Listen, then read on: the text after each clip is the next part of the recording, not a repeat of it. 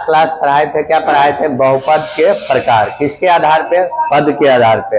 अब पढ़ेंगे घात के आधार पे। घात के आधार पे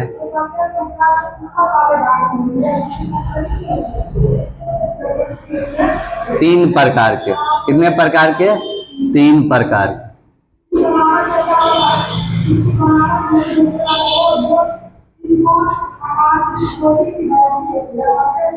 पहला है रैखिक बहुपद। रैखिक बहुपद, इसको अंग्रेजी में बोलते हैं linear polynomial. Linear polynomial.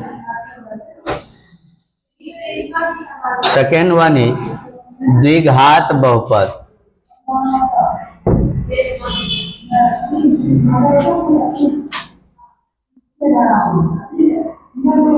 Quadratic polynomial. Quadratic polynomial. और तीसरा क्या हो गया? त्रिघात। त्रिघात बहुपद, इसको बोलते हैं क्यूबिक पॉलिनोमियल। Cubic polynomial. अब देखिए यहाँ घात के आधार पे है। किसके आधार पे है? घात के आधार। रैखिक मतलब हो गया जिसका घात एक होगा। जिस बहुपद का घात एक होगा उसको क्या बोलेंगे? रैखिक बहुपद। जिसका घात दो होगा उसको बोलेंगे द्विघात बहुपद। और जिसका घात तीन होगा उसको क्या बोलेंगे? त्रिघात बहुपद बोलेंगे। क्या बोलेंगे? त्रिघात बहुपद।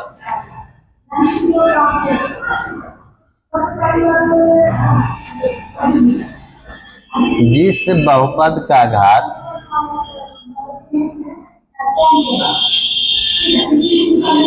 एक हो। क्या हो? एक हो। इसका एग्जाम्पल समझ लीजिए। जैसे मान लीजिए 5x दे दिया।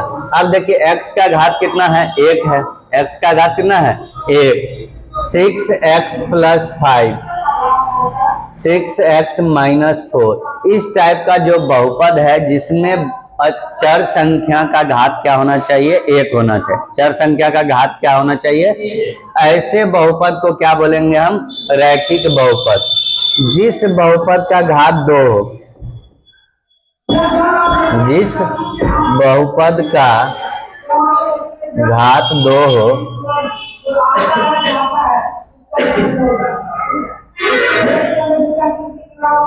उसे क्या बोलेंगे? द्विघात बोलेंगे।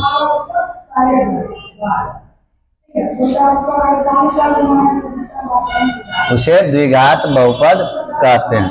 अब इसका एग्जाम्पल समझ लीजिए।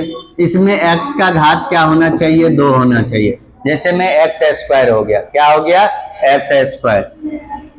X square plus 5x minus 3 हो गया। अब x का अधिकतम घात कितना है? दो है। अधिकतम घात कितना है? दो। ऐसे बहुपद को क्या बोलेंगे? द्विघात बोलेंगे।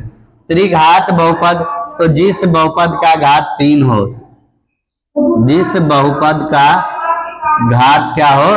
तीन हो, उसे त्रिघात बोलेंगे। उसे त्रिघात बहुपद कहते हैं।